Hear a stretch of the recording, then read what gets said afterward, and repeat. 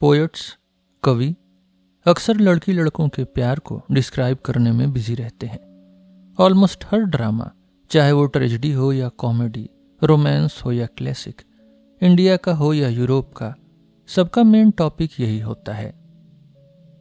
Lyrics और लंबी stories भी मोस्टली इसी प्यार की फीलिंग्स को अलग अलग तरीके से दिखाती हैं। रोमियो और जूलियट, ला नोवेले, हेलोइजे और वर्दर जैसी स्टोरीज ने दुनिया भर में अपना नाम बना लिया है।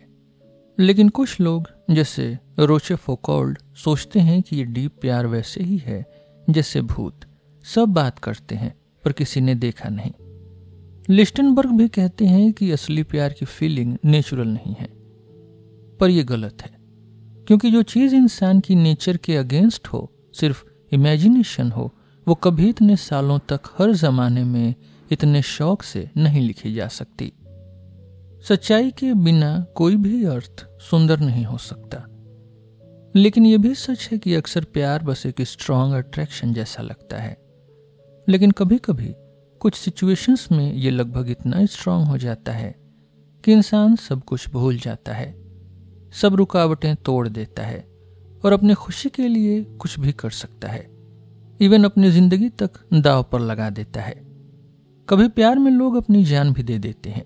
सिर्फ स्टोरीज में नहीं, हर साल यूरोप में ऐसे लोग मिलते हैं, लेकिन उनकी कहानी सिर्फ न्यूज़पेपर या रिकॉर्ड्स में ही लिखी जाती है। वैसे ही कितने लोग प्यार की वजह से पागल खाने तक पहुंच जाते हैं। कभी कभी दो लवर्स जो मिल नहीं पाते सुसाइड भी कर लेते हैं। मुझे समझ नहीं आता कि जब दो लोग एक दूसरे को इतना चाहते हैं और उनको लगता है कि उनकी खुशी सिर्फ एक दूसरे के साथ ही है, तो वो सारी मुश्किलें क्यों नहीं झेल लेते और सब कुछ छोड़कर साथ क्यों नहीं रह लेते, क्योंकि उनकी खुशी सबसे बड़ी है।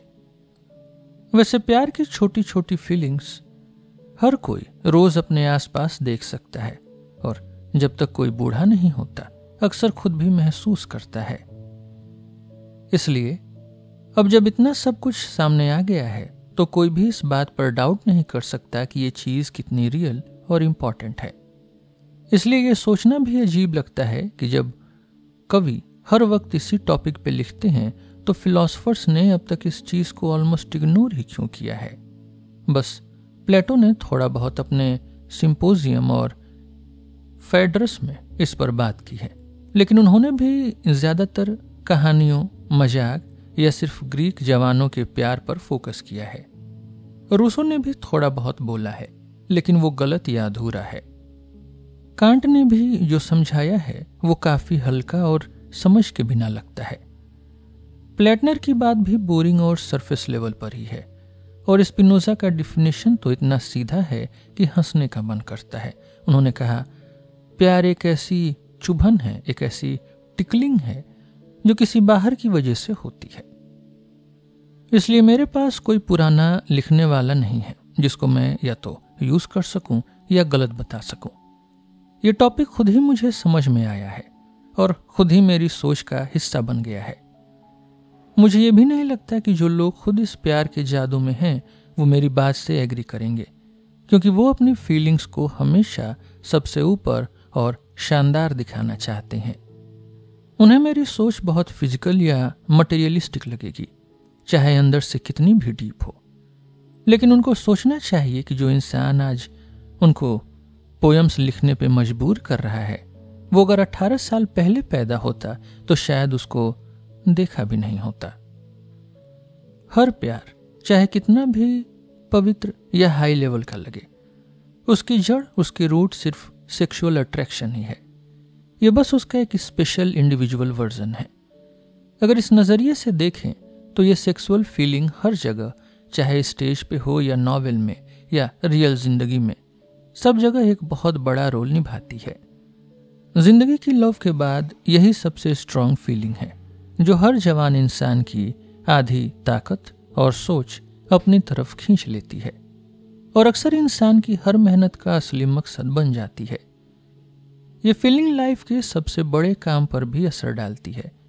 काम के टाइम डिस्टर्ब करती है, बड़े बड़े माइंड्स को भी उलझन में डाल देती है। नेताओं के काम या साइंटिस्ट के रिसर्च तक में अपने चक्कर चला देती है। प्यार के लेटर्स और बाल तक मिनिस्टर्स की फाइल्स या फिलॉसफी के पेपर्स में मिल जाते हैं।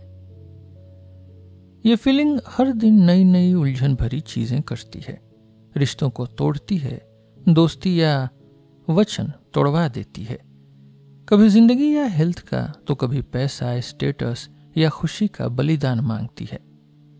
ये फीलिंग जो लोग सच में ऑनेस्ट होते हैं उनको भी बेचैन कर देती है, और जो हमेशा वफादार थे उनको भी धोखेबाज बना देती है। ये सब मिलकर प्यार को एक ऐसी शैतान, एक ऐसे डीमन की तरह दिखाता है जो सब कुछ उल्टा पुल्टा करने में लगा रहता है। तब इंसान सोचे बिना नहीं रह सकता कि इतना हंगामा क्यों, ये सब टेंशन और उलझन क्यों। बस हर हैंस को अपनी ग्रीथ मिलनी है, मतलब हर किसी को अपना पार्टनर मिलना है। तो इतनी छोटी सी बात जिंदगी को इतना डिस्टर्ब क्यों करती है? लेकिन जब कोई सच में दिल से रिसर्च करता है तो धीरे धीरे उसे सच समझ आ जाता है। ये कोई छोटी बात नहीं है, एक्चुअली ये उतनी ही इंपॉर्टेंट है जितनी इंसान की मेहनत और सीरियसनेस है। प्यार का असली मकसद, चाहे वो किसी भी फॉर्म में हो, इंसान की जिंदगी के हर मकसद से ज्यादा इंपॉर्टेंट है, और इसी वजह से सब लोग इसको इतनी सच्चाई और शिद्दत से फॉलो करते हैं। प्यार के डिसीजन से सिर्फ इतना नहीं होता कि दो लोग मिल जाए, बल्कि अगली जनरेशन यानी आने वाली पीढ़ी का पूरा फ्यूचर डिसाइड होता है। जो लोग कल को इस दुनिया में आएंगे, उनका अस्तित्व, उनका एग्जिस्टेंस और उनका नेचर आज के ये छोटे छोटे लव अफेयर से तय होता है। जैसे इन फ्यूचर लोगों का पैदा होना सिर्फ हमारे सेक्सुअल इंपल्सेस पर डिपेंड करता है, वैसे ही उनका असली नेचर भी यही डिसाइड करता है कि हम अपनी चॉइस से किसको चुनते हैं। यानी ये पूरा का पूरा काम सेक्सुअल लव से फिक्स हो जाता है। यही इसका असली राज है। अगर हम प्यार के अलग अलग लेवल्स को देखें, हल्की लाइकिंग से लेके डीप पैशन तक, तो हम समझ सकते हैं कि हर लेवल का डिफरेंस इंसान की चॉइस की इंडिविजुअलिटी से आता है। आज की जनरेशन के सारे लव अफेयर्स मिला के देखें तो ये पूरी ह्यूमैनिटी के लिए एक तरह से सीरियस प्लानिंग है कि अगली पीढ़ी का कंपोजिशन कैसा होगा, और इसी पर फ्यूचर की हजारों जनरेशन डिपेंड करती हैं। इसलिए ये टॉपिक इतना इम्पोर्टेंट है, क्योंकि यहाँ सिर्फ किसी एक इंसान की खुशी या दुख का सवाल नहीं है, बल्कि पूरे ह्यूमन रेस का फ्यूचर डिपेंड करता है। इसी वजह से प्यार की कहानियों में हमेशा एक अलग ही लेवल की गहराई और महानता होती है, एक बिगनेस, जिसे हजारों साल से पोएट्स रिपीट करते आए हैं। कोई भी दूसरा टॉपिक जो सिर्फ एक इंसान तक लिमिटेड हो उतना इंटरेस्टिंग नहीं लगता जितना ये, क्योंकि ये पूरी स्पीसीज का सवाल है। इसीलिए ड्रामा या कहानी को लव के बिना इंटरेस्टिंग बनाना मुश्किल हो जाता है, और प्यार का टॉपिक कितनी भी बार यूज हो कभी बोर नहीं करता। जब किसी के अंदर सिर्फ जनरल सेक्सुअल अर्ज होती है बिना किसी एक पर्टिकुलर इंसान की तरफ, तो असल में बस जिंदा रहने की इच्छा है, विल टू लिव। लेकिन जब यही फीलिंग किसी एक पर्टिकुलर इंसान की तरफ हो जाती है तो वो होती है जिंदा रहने की इच्छा एक स्पेशल इंसान के रूप में। इस केस में सेक्सुअल इंपल्स चाहे अंदर से एक अपनी नीड हो, पर बाहर से वो ऑब्जेक्टिव एडमायरेशन यानी बाहर से किसी की तारीफ के मास्क पहन लेती है और हमारी सोच को कंफ्यूज कर देती है। नेचर को अपना काम निकलवाने के लिए ये ट्रिक चाहिए होती है। लेकिन असल बात यह है कि प्यार में चाहे जितना भी ऊपर ऊपर से सब कुछ प्योर और स्पेशल लगे, एंड में सब कुछ इसी बात पर आ जाता है कि एक स्पेशल नेचर का बच्चा पैदा हो, न कि सिर्फ दोनों के बीच प्यार का होना। इसीलिए जब प्यार में सिर्फ लव मिलने की गारंटी हो पर एक्चुअल फिजिकल पोजीशन न हो, तो वो लोग को कभी सेटिस्फाई नहीं करता, बल्कि कई लोग तो इस दुख में अपनी जान तक दे देते हैं। लेकिन जब किसी को प्यार नहीं मिलता पर मिलना यानी फिजिकल रिलेशनशिप हो जाता है, तो वो लोग ठीक हो जाते हैं। ये सब फोर्स्ड मैरिज, गिफ्ट्स देके किसी की रजामंदी खरीद लेना या रेप जैसे केसेस से भी साबित होता है। असल में हर लव स्टोरी का असली मकसद यही होता है कि एक पर्टिकुलर बच्चा पैदा हो, चाहे दोनों को पता भी न हो। कैसे पैदा होता है वो सेकेंडरी है। चाहे जितने भी हाई लेवल या सेंटिमेंटल लोग मेरी बात से डिसएग्री करें, पर सच तो यही है कि अगली जनरेशन की इंडिविजुअलिटी फिक्स होना उनकी फीलिंग्स या सपनों से कम इंपॉर्टेंट है।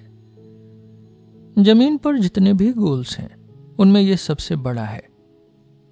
यही है जो डीप प्यार की फीलिंग, उसकी सीरियसनेस और उसकी हर छोटी डिटेल को इतना इंपॉर्टेंट बना देता है। जब तक हम ये नहीं समझेंगे तब तक प्यार के लिए की गई मुश्किलें, मेहनत और स्ट्रगल बिल्कुल बेकार लगेंगी। असल में हर डीप लव का असली काम यही है कि अगली जनरेशन एक स्पेशल तरह से पैदा हो, और यही है जो हर प्यार में दिखाई देता है। दो लवर्स के बीच जो अट्रैक्शन बढ़ता है वो असल में एक नए इंसान की जीने की इच्छा होती है, जो दोनों मिलकर पैदा कर सकते हैं और करना चाहते हैं। जब दोनों की नजर मिलती है और एक दूसरे के लिए तड़प दिखाई देती है, वहीं से एक नई जिंदगी की शुरुआत हो जाती है, जो फ्यूचर में एक अलग इंडिविजुअल बनेगी। लवर्स को लगता है कि वो एक हो जाएं, एक ही इंसान बन जाएं, ताकि सिर्फ इसी रूप में जीते रहें। ये इच्छा पूरी होती है जब उनका बच्चा पैदा होता है, जिसमें दोनों की क्वालिटीज मिलकर एक नई जिंदगी बनाती है। दूसरी तरफ अगर लड़का लड़की के बीच पक्की और बरकरार नफरत हो, तो ये इस बात का साइन है कि अगर वो मिलते तो उनका बच्चा अच्छा नहीं बल्कि अजीब और अनहैप्पी होता।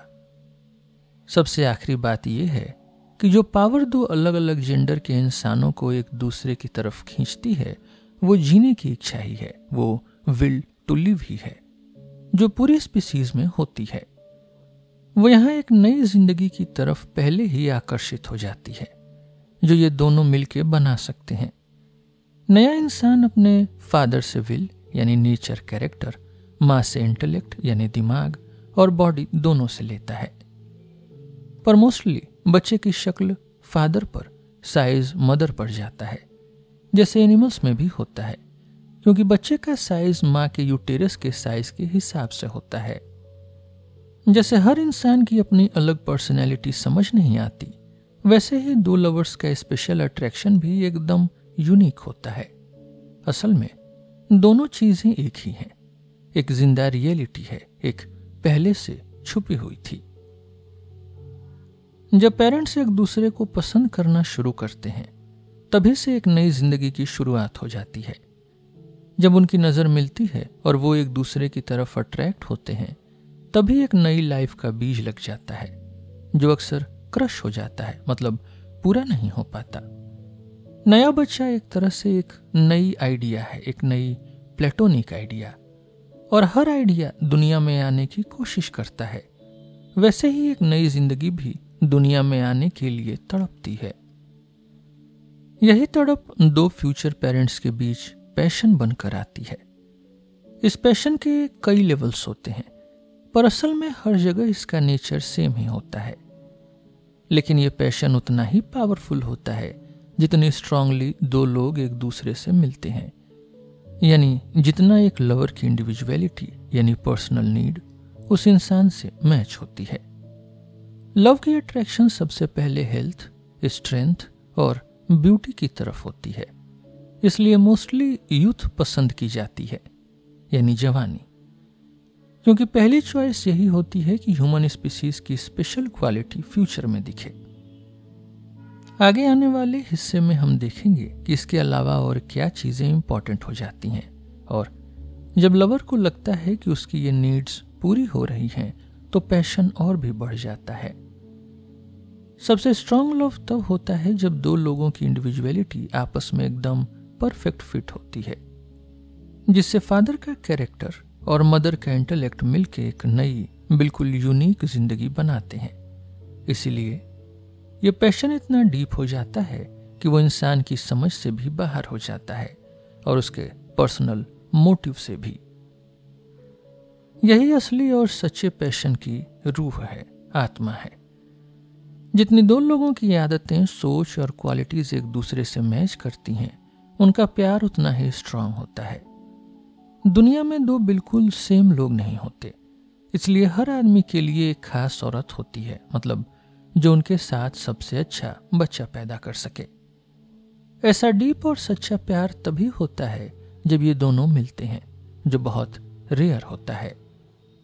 पर क्योंकि ये पॉसिबिलिटी हर किसी में होती है, इसलिए पोएट्स की लव स्टोरीज हम सबको समझ आती हैं। प्यार का असली मकसद जो पैदा होना है, उसी पर यह सब डिपेंड करता है। इसलिए अगर लड़का लड़की के बीच फ्रेंडशिप हो सकती है बिना किसी सेक्सुअल लव के, तो उसकी वजह उनकी नेचर, सोच और बिहेवियर का मिलना है। कभी कभी दो लोगों के बीच सेक्सुअल लव की फीलिंग भी नहीं होती, क्योंकि अगर उनका बच्चा होता तो वो फिजिकली या मेंटली अच्छा नहीं होता, इसलिए ऐसा होना नेचर के लिए सही नहीं होता।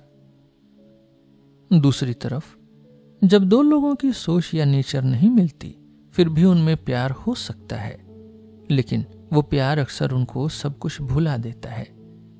अगर ऐसे लोग शादी कर लेते हैं तो वो शादी खुश नहीं होगी। अब इस टॉपिक को थोड़ा और डीपली समझते हैं। हर इंसान में अपना फायदा यानी इगोइज्म सबसे स्ट्रांग होता है। हर इंसान अपने फायदे के लिए ही सब कुछ करता है, लेकिन स्पीसीज का हक एक इंसान से भी पहले बड़ा होता है। फिर भी जब किसी इंसान को अपने स्पीसीज के फ्यूचर या क्वालिटी के लिए कुछ सेक्रीफाइस करना पड़ता है, तो उसको समझ नहीं आता, क्योंकि हर इंसान अपने ही फायदे के बारे में सोचता है। इसलिए नेचर एक इल्यूजन देती है, एक भ्रम, जिससे हर इंसान सोचता है कि वो अपने लिए कुछ कर रहा है, पर असल में वो स्पीसीज के लिए कर रहा होता है। इस इल्यूजन को इंस्टिंक्ट कहते हैं। ज्यादा केसेस में ये स्पीसीज का सेंस होता है, जो उसके फायदे के हिसाब से इंसान की इच्छा को गाइड करता है।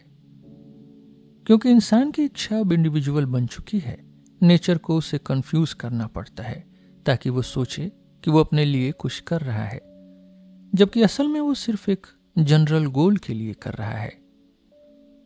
इंस्टिंक्ट का एक्सटर्नल एग्जाम्पल हम एनिमल्स में देख सकते हैं, लेकिन अंदर की प्रोसेस सिर्फ हम खुद समझ सकते हैं। लोग समझते हैं कि इंसान के पास इंस्टिंक्ट बहुत कम है, जैसे कि नया जन्मा बच्चा माँ का दूध ढूंढ लेता है, लेकिन असल में इंसान के पास एक बहुत स्ट्रांग इंस्टिंक्ट है। वो है अपने सेक्सुअल पार्टनर को चुनने की इंस्टिंक्ट, जो बहुत ही फाइन, सीरियस और अलग तरीके से होती है। जब सेक्सुअल अर्ज सिर्फ एक नीड होती है, तब सामने वाले की ब्यूटी या अगलीनेस से कोई मतलब नहीं। लेकिन जो सिलेक्शन ब्यूटी के हिसाब से होती है, वो असली में इंसान के लिए नहीं, बल्कि आने वाले बच्चे के लिए होती है, ताकि स्पीसीज की असली क्वालिटी सबसे अच्छी तरह से आगे बढ़े। हजारों फिजिकल और मेंटल एक्सीडेंट की वजह से ह्यूमन फॉर्म में कई तरह की बिगड़ भी आ जाती है, लेकिन स्पीसीज का असली टाइप फिर भी वापस आ ही जाता है। यह सब ब्यूटी की सेंस की वजह से होता है, जो सेक्सुअल अर्ज को गाइड करती है। अगर यह ब्यूटी का सेंस न हो, तो सेक्सुअल अर्ज सिर्फ एक बोरिंग और घिनौनी जरूरत बन जाती।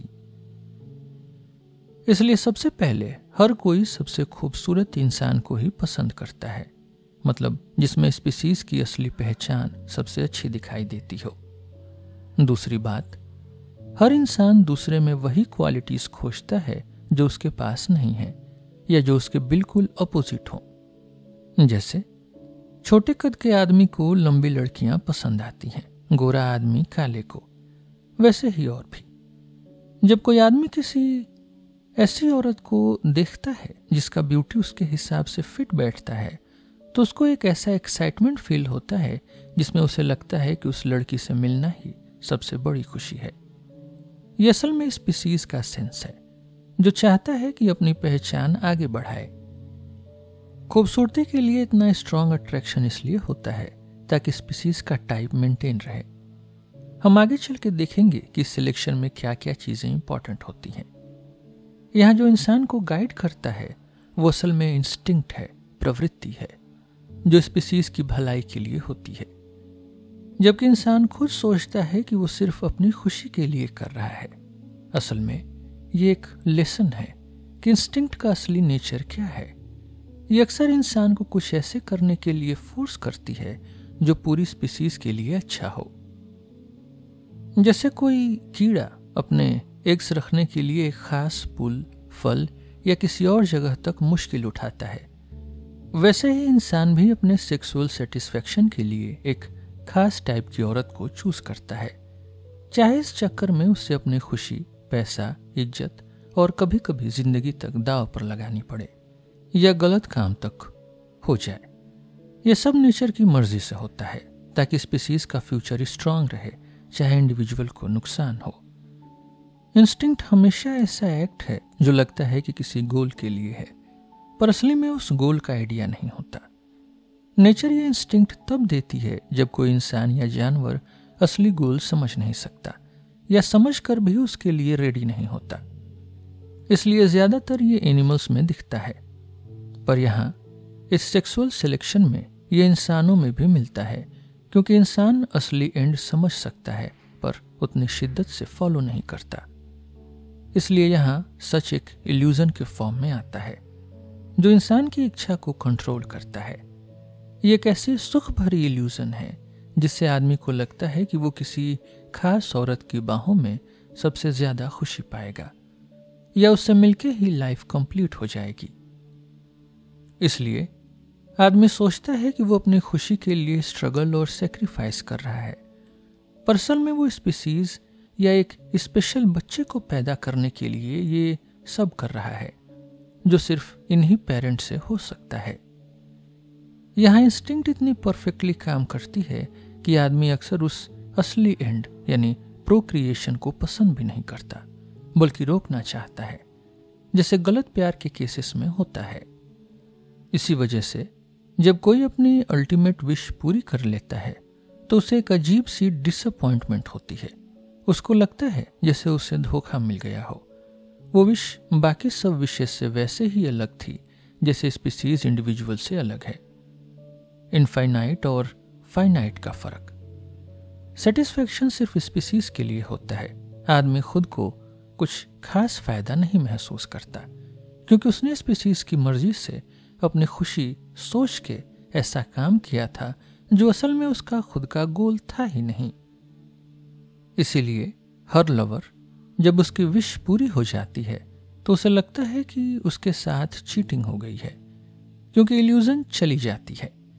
प्लेटो ने भी इसीलिए कहा है, ये जो प्लेजर है, ये जो खुशी है, वो सबसे बड़ा धोखा है। ये सब देख के हम समझ सकते हैं कि एनिमल्स के इंस्टिंक्ट्स कैसे काम करते हैं। वो भी एक इल्यूजन में ही काम करते हैं जिसमें उन्हें लगता है कि वो अपनी खुशी के लिए कुछ कर रहे हैं, पर असल में वो अपनी स्पीसीज के फायदे के लिए मेहनत करते हैं।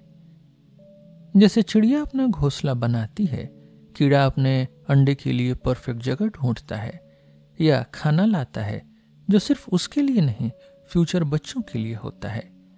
मधुमक्खी, वास्प्स और एंड्स अपना पूरा घर और सिस्टम बना के रखते हैं। इन सबको एक इल्यूजन गाइड करता है जिसमें स्पीसीज की सेवा छुप जाती है और लगता है कि वो सिर्फ अपना काम कर रहे हैं।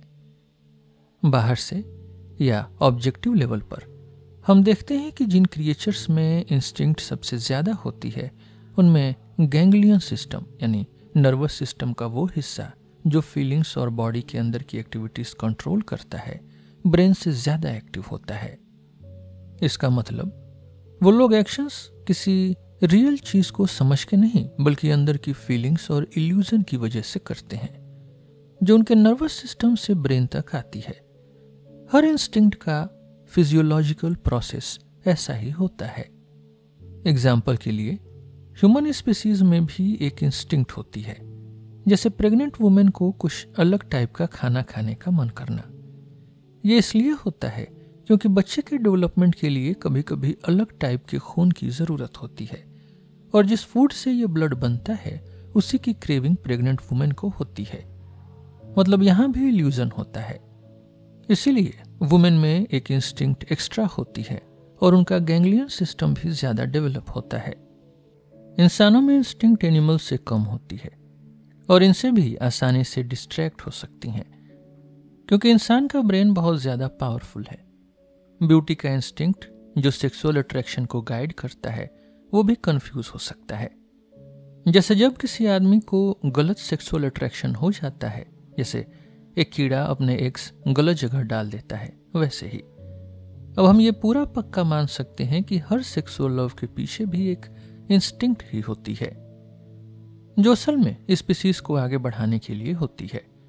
सबसे पहले नेचर ने मर्द को बनाया है लव में चेंजेबल यानी बदलने वाला, और औरत को कांस्टेंट यानी एक ही इंसान के साथ रहने वाली। आदमी का प्यार तुरंत कम हो जाता है जब उसकी विश पूरी हो जाती है और उसको हर दूसरी औरत अपनी वाली से ज्यादा अच्छी लगने लगती है, लेकिन औरत का प्यार उस मोमेंट के बाद बढ़ जाता है। इसका रीजन ये है कि नेचर चाहती है कि स्पीसीज ज्यादा से ज्यादा बचे, इसलिए मर्द कई बच्चे पैदा कर सकते हैं पर औरत साल में एक ही बच्चा ला सकती है। इसलिए मर्द हर वक्त दूसरी औरत देखने लगते हैं, पर औरत एक ही आदमी के साथ जुड़ती है ताकि वो अपने बच्चे के लिए प्रोटेक्टर ढूंढ सके। इसलिए शादी में मर्द की वफादारी नेचुरल नहीं आर्टिफिशियल है, पर औरत की वफादारी नेचुरल है। इसी वजह से औरत का अफेयर मर्द के अफेयर से ज्यादा बुरा माना जाता है। अगर हम सच में पूरा यकीन करना चाहते हैं कि दूसरे जेंडर की तरफ अट्रैक्शन भी सिर्फ एक डिस्गाइज्ड इंस्टिंक्ट है, तो हमें देखना पड़ेगा कि वो कौन से फैक्टर्स हैं जो हमें अट्रैक्ट करते हैं। ये सब या तो स्पीसीज के टाइप यानी ब्यूटी, फिजिकल क्वालिटीज या आपस की कमी को पूरा करने वाले होते हैं। अब हम इन सब को एक एक करके समझने की कोशिश करेंगे। सबसे पहले, जब हम किसी को पसंद करते हैं तो सबसे इंपॉर्टेंट चीज एज यानी उम्र होती है। अक्सर लड़कियों की एज वही अट्रैक्ट करती है जब उनका पीरियड स्टार्ट होता है, तब से लेकर जब तक बंद नहीं हो जाता। लेकिन सबसे ज्यादा अट्रैक्शन 18 से 28 साल की एज में होता है। इस एज के बाहर कोई भी लड़की अट्रैक्टिव नहीं लगती, और बूढ़ी औरत जिसका पीरियड बंद हो गया हो उनसे हम दूर रहते हैं। जवानी बिना ब्यूटी के भी अट्रैक्ट करती है, लेकिन ब्यूटी बिना जवानी के कुछ भी नहीं लगती। यह सब इसलिए होता है क्योंकि नेचर का असली एम रिप्रोडक्शन यानी बच्चे पैदा करना है। इसलिए जैसे जैसे कोई इंसान बेस्ट रिप्रोडक्शन एज से दूर होता है, वैसे वैसे वो अपोजिट सेक्स के लिए कम अट्रैक्टिव हो जाता है। दूसरी इंपॉर्टेंट बात है हेल्थ। अगर कोई छोटी बीमारी है तो थोड़ी देर के लिए अट्रैक्शन कम होता है, लेकिन अगर कोई बड़ी या पुरानी बीमारी हो तो वो हमेशा रिपेल यानी दूर करती है, क्योंकि वो बीमारी बच्चे में आ सकती है। तीसरी बात स्केलेटन है, क्योंकि यही ह्यूमन स्पीसीज का असली बेस है। एज और बीमारी के बाद सबसे ज्यादा कोई चीज हमें रिपेल करती है तो वो है अजीब बॉडी शेप। सबसे खूबसूरत चेहरा भी बॉडी के खराब शेप को नहीं छुपा सकता, लेकिन सीधी और अच्छी बॉडी के साथ बुरा चेहरा भी चलता है। हम स्केलेटन का डिसप्रोपोर्शन भी बहुत जल्दी नोटिस कर लेते हैं, जैसे बहुत छोटा, मोटा या ऑड शेप। अजीब चलने वाले भी पसंद नहीं आते जब तक कोई एक्सीडेंट न हुआ हो, लेकिन एक अच्छी बॉडी शेप सब कमियों को छुपा देती है और दिल को खुश कर देती है। छोटे पैर भी बहुत इंपॉर्टेंट होते हैं, क्योंकि ये भी ह्यूमन स्पीसीज की एक खास पहचान है। किसी और एनिमल में इंसान की तरह छोटे पैर नहीं होते, इसलिए ये खास बात है। दांत भी इंपॉर्टेंट होते हैं, क्योंकि ये हेल्थ और हेरिडिटी से जुड़े होते हैं। उसके बाद बॉडी में थोड़ा फ्लैश होना, यानी सूखे लोग अट्रैक्ट नहीं करते। फ्लैशी बॉडी का मतलब है कि बच्चे को अच्छी न्यूट्रिशन मिलेगी। इसी वजह से लड़कियों का फुल बॉजम यानी चेस्ट मर्दों को बहुत अट्रैक्ट करता है, क्योंकि ये भी बच्चों के पोषण से रिलेटेड है। बहुत ज्यादा मोटी लड़कियां भी पसंद नहीं आती, क्योंकि ये दिखाता है कि यूटेरस वीक है और बच्चा नहीं हो सकता। ये बात माइंड को नहीं बल्कि इंस्टिंक्ट यानी अंदर की फीलिंग को पता होती है। आखिरी में चेहरे की खूबसूरती देखी जाती है। यहां भी सबसे इंपॉर्टेंट हड्डी होती है, जैसे सीधी नाक, छोटा मुंह और सीधी थोड़ी यानी चिन। नाक की छोटी सी शेप भी लड़की की जिंदगी का फ्यूचर बदल सकती है। बड़ा मुंह या कट अवे चिन पसंद नहीं आता, क्योंकि यह ह्यूमन फेस का बेसिक फीचर है। खूबसूरत आंखें और फोरहेड यानी माथा भी पसंद आता है, क्योंकि ये माँ से बच्चे को मिलता है और इंटेलेक्ट से यानी अक्ल से जुड़ा है। औरतों की चॉइस को हम इतनी आसानी से नहीं समझ सकते, लेकिन आमतौर पे वो 30 से 35 साल के मर्दों को पसंद करती हैं, चाहे जवान लड़कों में ज्यादा ब्यूटी हो। इसकी वजह यह है कि उन्हें इंस्टिंक्ट से पता होता है कि इस एज के मर्द का रिप्रोडक्टिव पावर यानी बच्चे पैदा करने की ताकत सबसे ज्यादा होती है। वो ब्यूटी से ज्यादा मर्द की स्ट्रेंथ और करेज पे ध्यान देती है, उसकी ताकत और हिम्मत, क्योंकि ये स्ट्रांग बच्चे और प्रोटेक्टर का प्रॉमिस करते हैं। अगर मर्द की बॉडी में कुछ फिजिकल डिफेक्ट है तो रिप्रोडक्शन के टाइम औरत अपनी अच्छी क्वालिटी से बच्चे में उस कमी को दूर कर सकती है, जब तक वो खास मेल क्वालिटी न हो, जैसे मजबूत स्केलेटन, चौड़े कंधे, सीधी हड्डी, मसल्स, हिम्मत, दाढ़ी वगैरह। इसी वजह से कई बार औरतें बदसूरत यानी अगली मर्द को भी पसंद कर लेती हैं, लेकिन किसी वीक या औरत जैसे मर्द को कभी पसंद नहीं करती, क्योंकि उसकी कमी वो दूर नहीं कर सकती। सेक्सुअल लव का सेकंड क्लास की सोच उन क्वालिटीज पे होती है जो इंसान के दिल या नेचर यानी कैरेक्टर से जुड़ी होती है। यहाँ पे हम देखते हैं कि औरत को मर्द के कैरेक्टर की क्वालिटीज अट्रैक्ट करती हैं, जैसे विल पावर, डिसीजन लेना, हिम्मत और कभी कभी ऑनेस्टी यानी ईमानदारी और गुड हार्टेडनेस यानी भला इंसान होना। औरत को मर्द की अकल यानी इंटेलेक्ट या दिमागी क्वालिटी से ज्यादा फर्क नहीं पड़ता, क्योंकि ये क्वालिटीज फादर से बच्चे को नहीं मिलती। इसलिए अगर किसी मर्द में समझ की कमी है तो भी औरतों पर उसका कोई बुरा असर नहीं होता। कभी कभी तो बहुत ही अक्लमंद या जीनियस मर्द भी औरतों को अजीब लगते हैं।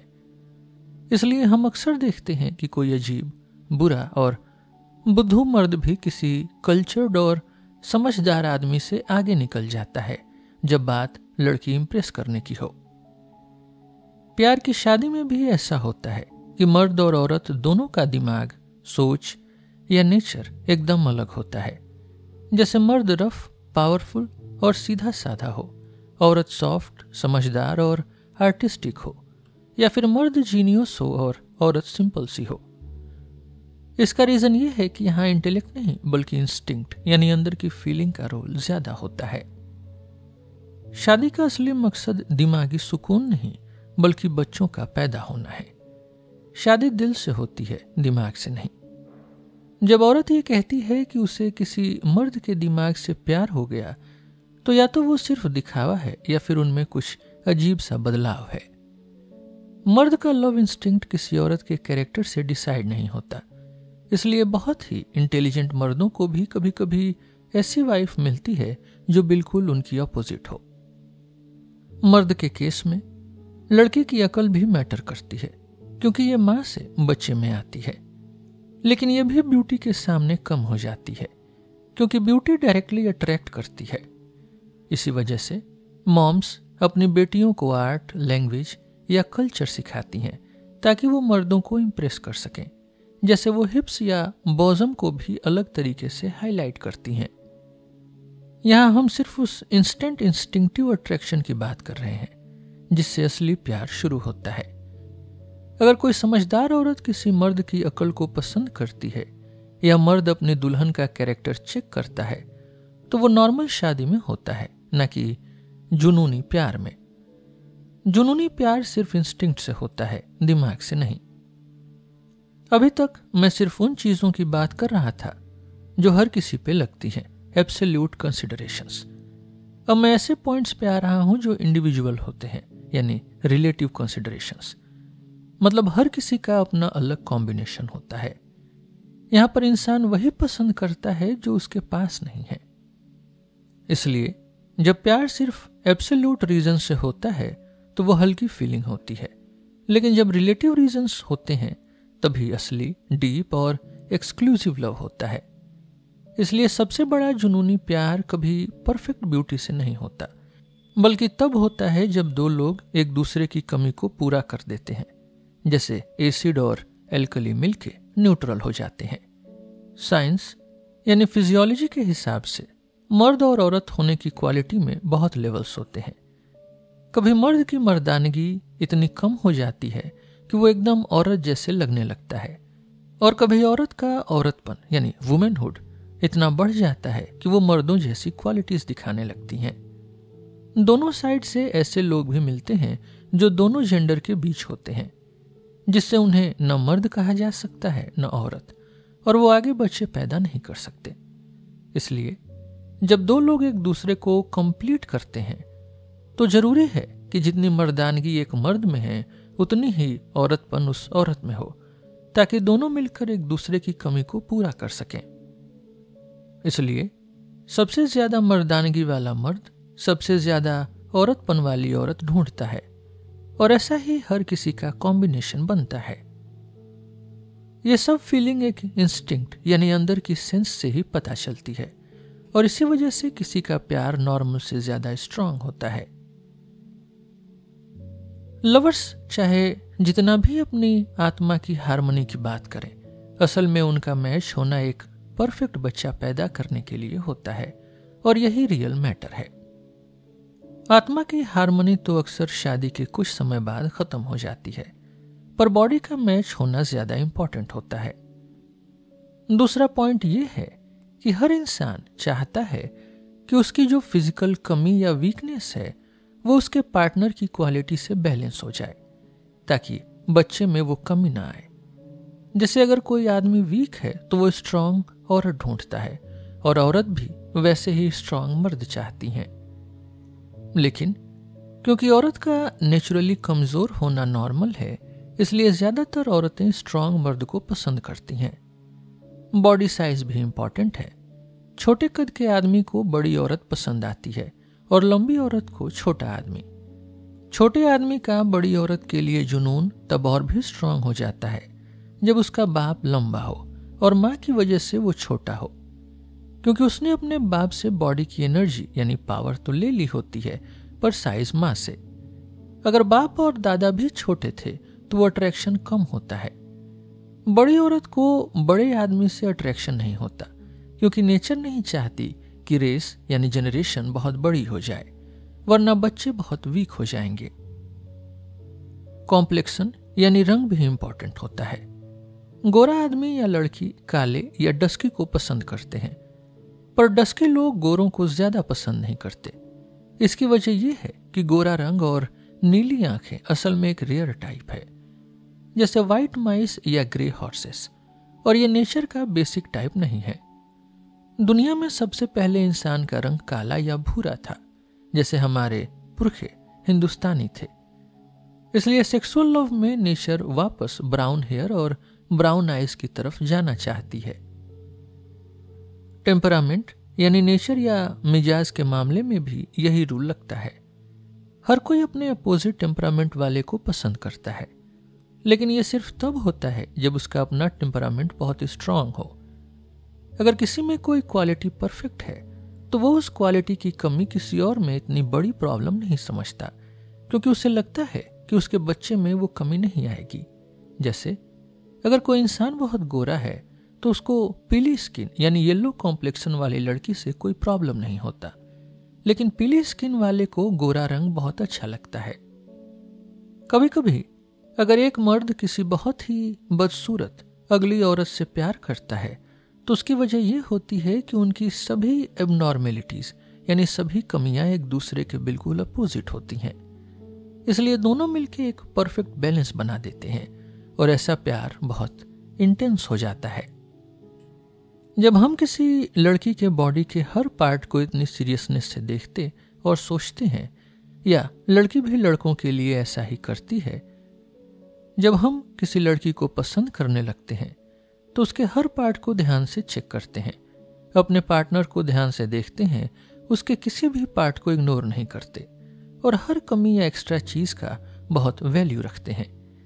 यह सब इसलिए है क्योंकि इसका असली मकसद बहुत इंपॉर्टेंट है, क्योंकि जो नया बच्चा पैदा होगा उसको जिंदगी भर वही पार्ट्स मिलेंगे। जैसे अगर लड़की थोड़ी सी भी टेढ़ी है तो उसके बेटे में हम पा सकता है, पर यह सब चीजें किसी को कॉन्शियसली नहीं पता होती। हर कोई यह सोचता है कि वो ये सिलेक्शन अपनी खुशी के लिए कर रहा है, पर असल में वो स्पीसीज के फायदे के लिए टाइप को प्योर रखने के लिए ये सब कर रहा होता है। इंसान यहाँ अपने से भी बड़ी किसी ताकत के ऑर्डर पे काम करता है जो कि स्पीसीज है। इसलिए कुछ ऐसी चीजों को भी बहुत इंपॉर्टेंस दी जाती है जो शायद पर्सनली उतनी इंपॉर्टेंट ना हो। जब दो जवान लड़का लड़की पहली बार मिलते हैं, उनके बीच जो सीरियस और गहरी नजर मिलती है उसमें एक दूसरे को हर एंगल से देखना, सब फीचर्स को चेक करना, यह सब एक तरह का साइलेंट टेस्ट होता है। ये स्पीसीज का एक जीनियस लेवल का मेडिटेशन है कि ये दोनों मिलके कैसे बच्चा पैदा करेंगे और उसमें कौन सी क्वालिटीज होंगी। इसी नजर के रिजल्ट पर उनका प्यार और अट्रैक्शन डिपेंड करता है। और कभी कभी जब कोई छुपी हुई कमी मिल जाती है तो यह अट्रैक्शन एकदम खत्म भी हो सकता है। इस तरह हर इंसान में जो बच्चे पैदा कर सकता है उसमें नेचर फ्यूचर जनरेशन के लिए सोचती रहती है। क्यूपिड यानी लव देवता का असली काम ही यही है, फ्यूचर जनरेशंस का ध्यान रखना, सोचना और प्लान करना। इंसान के पर्सनल मामले इसके सामने कुछ भी नहीं है, इसलिए ये उनको आसानी से सेक्रीफाइस कर देता है। क्यूपिड यानी लव के देवता इमोर्टल है, इंसान मोर्टल है, इसलिए उसके गोल्स हमारे इंडिविजुअल गोल से कई गुना बड़े हैं। इसलिए चाहे वॉर हो, काम हो या बीमारी हो, प्यार का ये काम कभी नहीं रुकता, ये हर सिचुएशन में चलता रहता है। सिंपल सेक्सुअल इंपल्स को लोग गिरा हुआ मानते हैं, सिर्फ शारीरिक इच्छा को लोग गिरा हुआ मानते हैं, क्योंकि ये बिना किसी इंडिविजुअल चॉइस के सब तरफ भागती है और सिर्फ स्पीसीज को ज्यादा क्वांटिटी में बच्चे देने की कोशिश करती है, क्वालिटी का ज्यादा ध्यान नहीं रखती। लेकिन जब प्यार इंडिविजुअल लेवल पर बहुत स्ट्रांग हो जाता है तो उसकी इंटेंसिटी इतनी बढ़ सकती है कि अगर वो पूरा ना हो तो दुनिया की सारी खुशियां, यहां तक कि जिंदगी भी बेकार लगने लगती है। ऐसा प्यार एक ऐसी विश बना देता है जो किसी और विश जैसी होती ही नहीं, और इंसान हर कुर्बानी देने को तैयार हो जाता है। अगर ये विश पूरी ना हो पाए तो कभी कभी इंसान पागलपन या सुसाइड तक कर लेता है। इतनी ज्यादा इंटेंस फीलिंग के पीछे जरूर कुछ और रीजंस भी होते हैं जो हमें सीधे नजर नहीं आते। हमें यह मानना पड़ेगा कि यहाँ सिर्फ शरीर का नहीं बल्कि आदमी की विल यानी इच्छा और औरत का इंटेलेक्ट यानी समझ भी एकदम परफेक्ट तरीके से मैच करते हैं। इसलिए सिर्फ ये दोनों ही मिलकर एक बिल्कुल डेफिनेट इंडिविजुअल पैदा कर सकते हैं जिसको स्पीसीज का जीनियस यहाँ लाए बिना रह ही नहीं सकता, रीजंस चाहे हमें समझ ना आए। सीधी सी बात यह है कि विल टू लिव यानी जीने की इच्छा यहाँ एक बिल्कुल स्पेसिफिक इंसान को दुनिया में लाना चाहती है जो सिर्फ इसी फादर और इसी मदर से पैदा हो सकता है।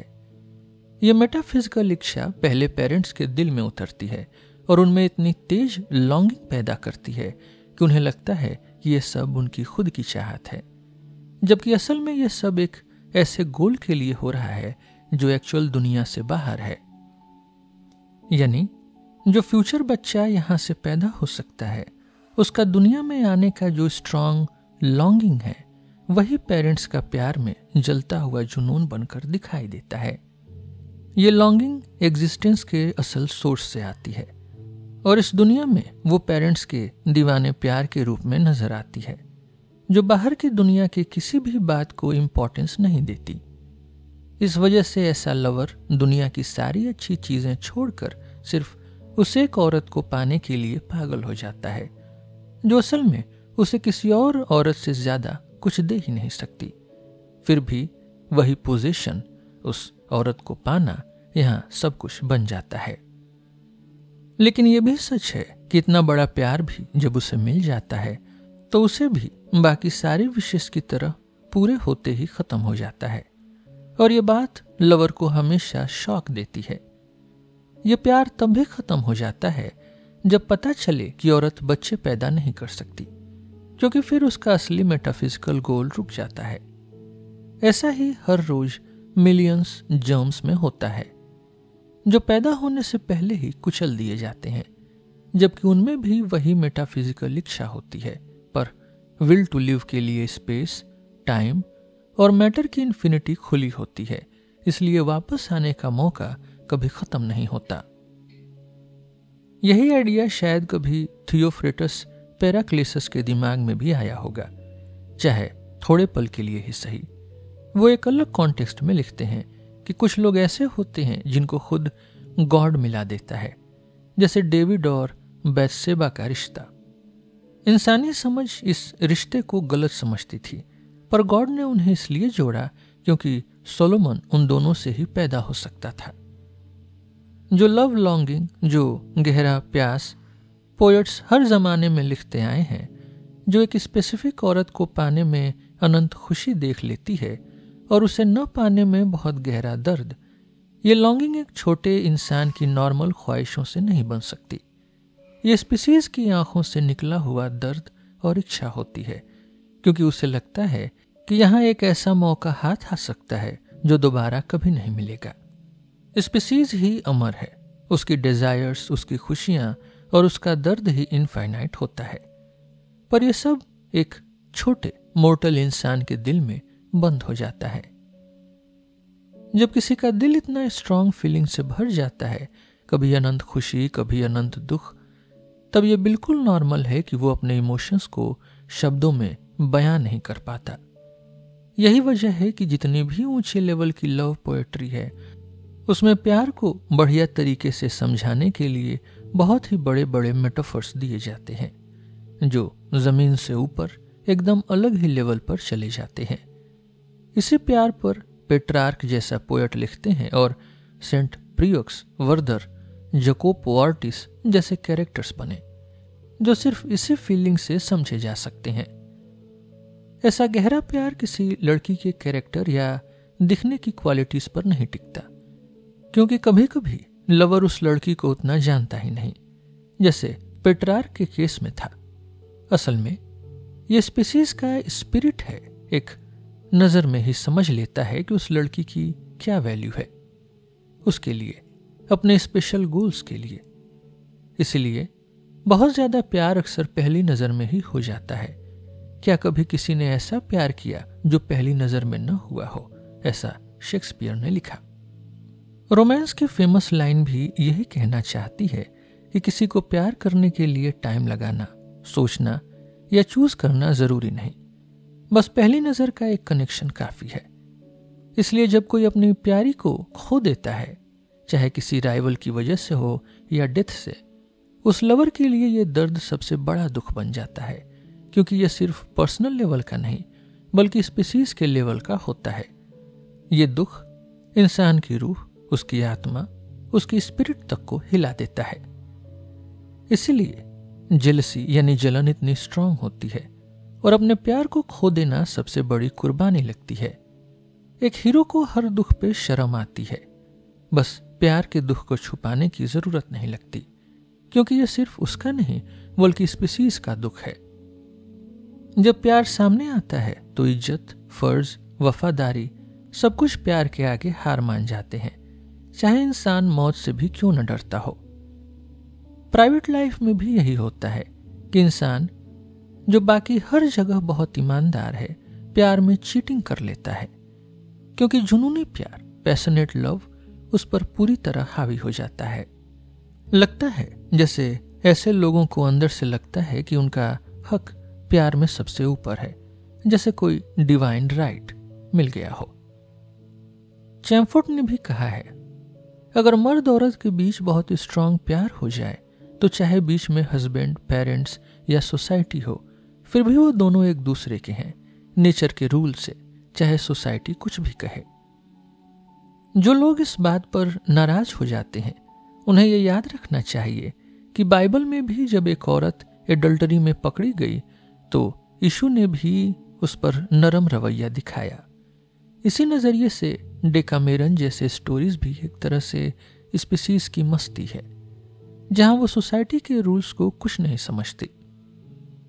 जब भी सोसाइटी जात पात, पैसा या स्टेटस पैशनेट प्यार के अगेंस्ट खड़े हो जाते हैं, तो प्यार उन सबको आसानी से साइड कर देता है, क्योंकि स्पीसीज का गोल बहुत लंबा है और इंसान के रूल्स उसके आगे कुछ भी नहीं। इसी वजह से प्यार के मामले में सबसे ज्यादा डरपोक लोग भी हिम्मत दिखाने लगते हैं।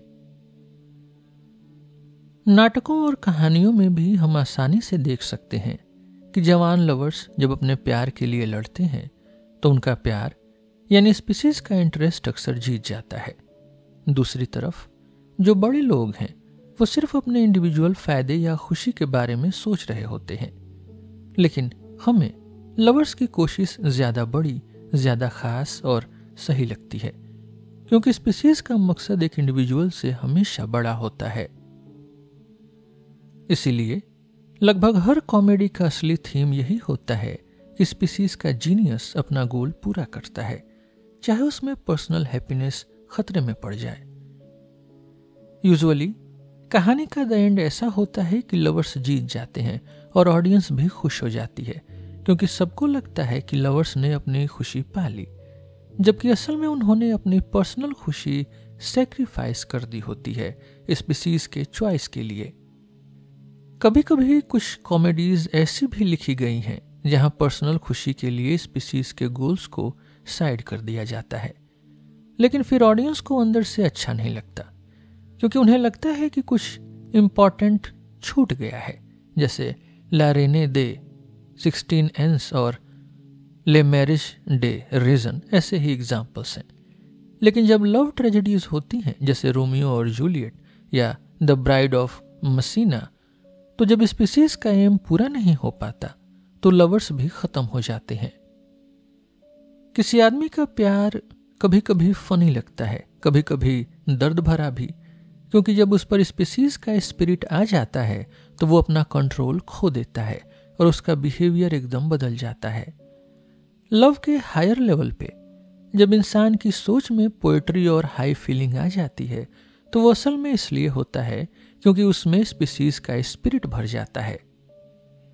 अब उस आदमी को लगता है कि उसका असली मकसद अपनी लाइफ से भी ज्यादा इंपॉर्टेंट है, क्योंकि उसके प्यार से एक नई जनरेशन पैदा हो सकती है जो सिर्फ उसकी और उसकी चूजन लड़की से ही हो सकती है। यही फीलिंग है जो एक लवर को इतना ऊंचा बना देती है कि उसे लगता है कि उसके डिजायर्स भी एकदम स्पेशल हैं, चाहे असल में वो भी नॉर्मल बॉडी की नीड्स ही हैं, पर अब वो सब कुछ पोएट्रिकल और खूबसूरत लगने लगता है। जब लव एकदम एक्सट्रीम हो जाता है तो ये इल्यूजन इतना पावरफुल हो जाता है कि अगर वो प्यार न मिले तो जिंदगी बेकार, खाली और नफरत भरी लगने लगती है। तब इंसान को मौत का डर भी नहीं रहता और कभी कभी सुसाइड तक कर लेता है।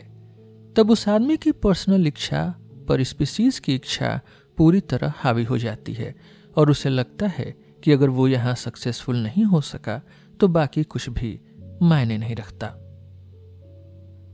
सिर्फ अधूरा प्यार ही ट्रेजिक एंडिंग नहीं देता, बल्कि कभी कभी जो प्यार पूरा हो जाता है वो भी ज्यादातर खुशी की जगह दुख ही लाता है, क्योंकि प्यार की डिमांड्स अक्सर इंसान के पर्सनल सुख या जिंदगी की प्लानिंग से इतनी टकराती हैं कि वो सब गड़बड़ हो जाता है। कभी कभी तो किसी लवर का प्यार उसकी अपनी पर्सनैलिटी से भी उल्टा होता है, मतलब वो ऐसे इंसान पे फिदा हो जाता है जो नॉर्मली उसको बिल्कुल पसंद नहीं आता या जिसको वो रियल लाइफ में बर्दाश्त भी नहीं कर सकता। पर स्पीसीज की इच्छा, स्पीसीज की विल इंसान की पर्सनल इच्छा से इतनी स्ट्रांग होती है कि लवर अपनी आंखें बंद कर लेता है, हर कमी को इग्नोर कर देता है और जिंदगी भर के लिए उसी पर्सन से जुड़ जाता है। ये इल्यूजन तब तक चलता है जब तक स्पीसीज की विल पूरी नहीं हो जाती, और जब पूरी हो जाती है तब अकेला इंसान उस पार्टनर के साथ जिंदगी भर बंधा रह जाता है जिसे शायद वो अब पसंद भी नहीं करता। इसी वजह से हम देखते हैं कि बहुत समझदार और अच्छे आदमी भी कभी ऐसी औरतों के साथ जिंदगी बिता देते हैं जो बहुत ही बुरा बर्ताव करती हैं। इसीलिए पहले के लोग कहते थे कि प्यार अंधा होता है। लवर को खुद पता होता है कि जिस लड़की से शादी कर रहा है उसके कैरेक्टर या टेम्परामेंट में कितनी बड़ी प्रॉब्लम्स हैं, लेकिन फिर भी वो रुका नहीं रहता। मुझे फर्क नहीं पड़ता तू सही है या गलत, बस मैं तुझे चाहता हूं जैसे भी तू है। आखिर में वो इंसान अपने लिए नहीं बल्कि एक तीसरे होने वाले बच्चे के लिए ये सब कर रहा होता है, चाहे उसको खुद लगता हो कि ये सब उसकी अपनी चाहत है। वैसे भी जब इंसान खुद के लिए कुछ नहीं चाहता तो वहीं से असली ग्रेटनेस आती है। इसीलिए जुनूनी प्यार, पैशनेट प्यार भी पोएट्री का सब्जेक्ट बन जाता है। और सेक्सुअल लव इतनी हद तक जा सकता है कि उस इंसान से भी हो सकती है जिसे इंसान सबसे ज्यादा नफरत करता हो। प्लेटो ने इसलिए इसको वुल्फ और शीप के प्यार से कंपेयर किया है। जब प्यार अधूरा रह जाता है तब कभी कभी लवर की नफरत इतनी बढ़ जाती है कि वो पहले अपने लवर को मार देता है, फिर खुद को। ऐसे केसेस भी रोज न्यूज़पेपर में मिल जाते हैं। इसीलिए गोएथ ने कहा, उस प्यार की कसम जो सबने ठुकरा दिया, काश कोई और भी बड़ी कसम होती तो मैं उसकी भी कसम खाता। लवर जब ये महसूस करता है कि उसकी बिलवेड कितनी इनडिफरेंट है या उसकी खुशी उसकी तकलीफ देख के बढ़ रही है, तो उसे लगता है जैसे उस पर जुल्म हो रहा है, क्योंकि वो एक ऐसे इंस्टिंक्ट से बंधा है जो उसको रीजन यानी अकल की बात नहीं सुनने देती। इसी वजह से दुनिया में कई पेट्रार्क जैसे लोग हुए हैं जिनका प्यार अधूरा ही रह गया और पूरी जिंदगी वो दर्द उनके साथ रहा, लेकिन पेट्रार्क में पोएट्री की गिफ्ट थी, इसलिए उसका दर्द दुनिया तक पहुंच गया। असल में स्पीसीज का जीनियस हमेशा इंडिविजुअल के हैप्पीनेस से लड़ता रहता है, बिना किसी दया के पर्सनल खुशी को बर्बाद कर सकता है। कभी कभी तो पूरी ह्यूमन रेसेस की खुशी भी सेक्रीफाइस हो जाती है, जैसे शेक्सपियर की प्ले हेनरी VI में दिखाया गया है। ये सब इसलिए होता है क्योंकि हमारी जड़, हमारी रूट स्पीसीज में है, इसलिए स्पीसीज का हक पहले आता है।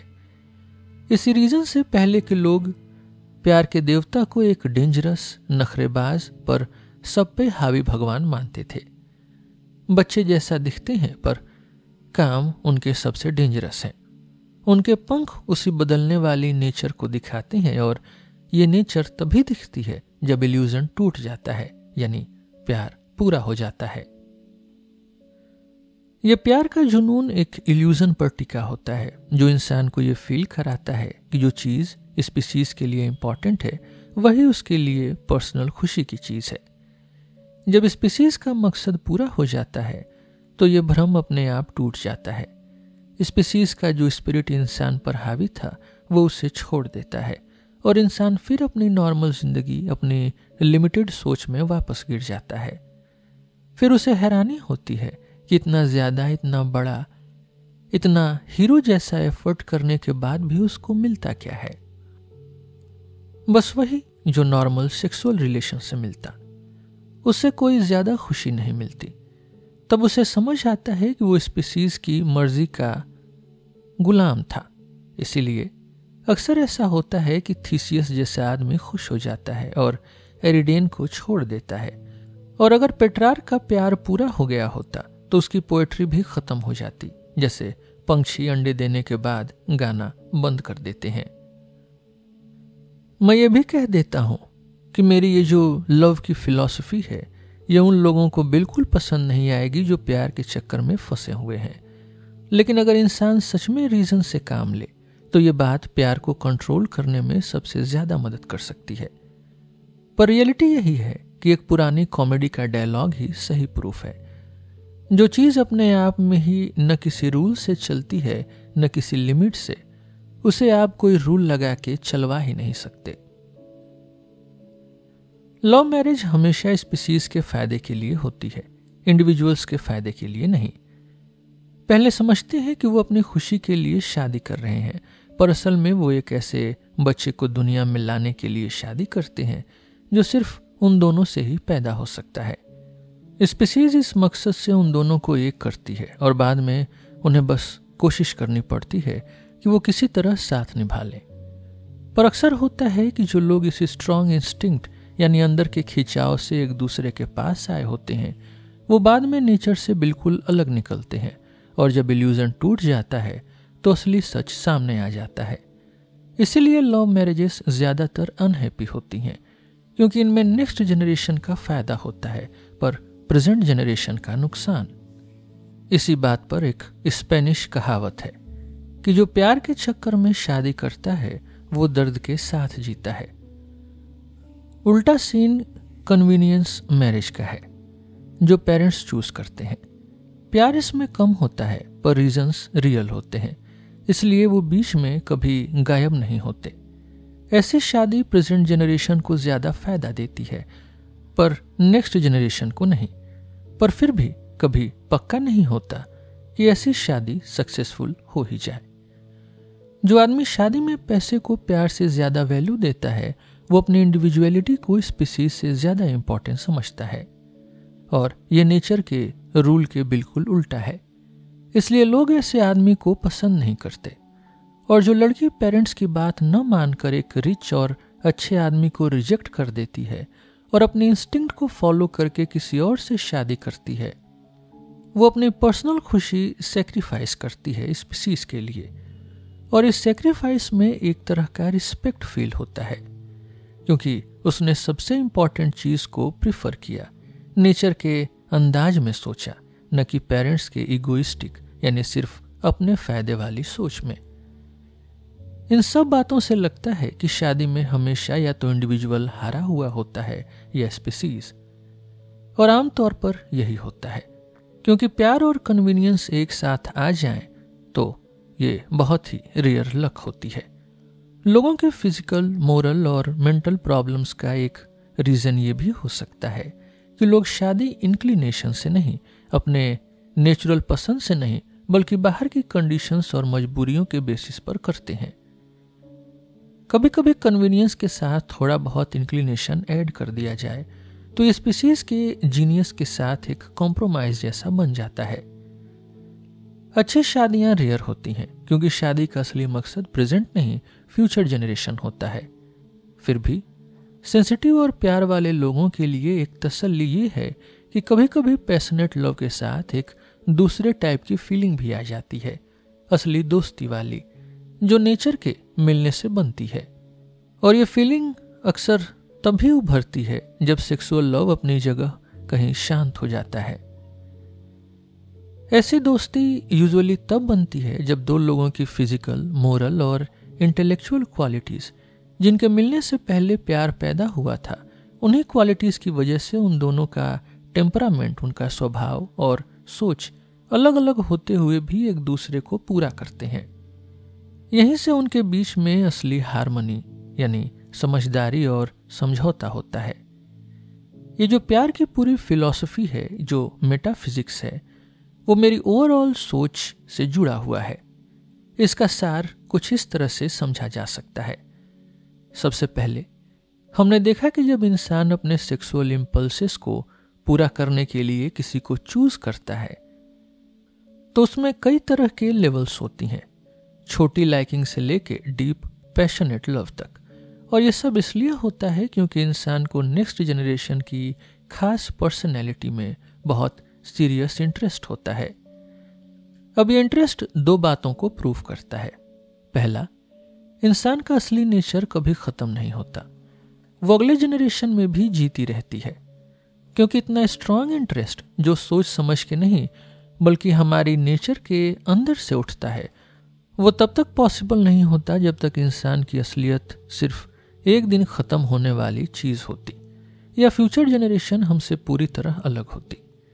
दूसरा, इंसान का असली नेचर इंडिविजुअल में नहीं बल्कि स्पीसीज में है। क्योंकि ये जो इंटरेस्ट है जो स्पीसीज की अलग नेचर के लिए है, वही प्यार का असली रूट है, चाहे वो सिर्फ हल्का सा अट्रैक्शन हो या डीप पैशन। ये हर किसी के लिए सबसे इंपॉर्टेंट चीज है और इसीलिए इसको दिल का मामला यानी अफेयर ऑफ द हार्ट कहते हैं। जब ये इंटरेस्ट बहुत स्ट्रांग हो जाता है तो अपने पर्सनल मैटर्स सब उसके आगे छोटे हो जाते हैं और इंसान उन्हें सेक्रीफाइस भी कर देता है। इसीलिए आदमी अपनी पसंदीदा लड़की की आंखों में खुद को पूरी तरह खो देता है, हर सेक्रीफाइस के लिए रेडी हो जाता है, क्योंकि उसका इमोर्टल, उसका अमर हिस्सा उस लड़की की तरफ खींचता है, जबकि जो बाकी चीजें हैं वो सिर्फ उसके मोर्टल यानी मरने वाले हिस्से को चाहिए होती हैं। किसी पर्टिकुलर लड़की के लिए इंटेंस लॉन्गिंग यानी तड़प होना ये प्रूफ है कि हमारी असली नेचर इनडिस्ट्रक्टिबल है और वो स्पीसीज के थ्रू आगे चलती रहती है।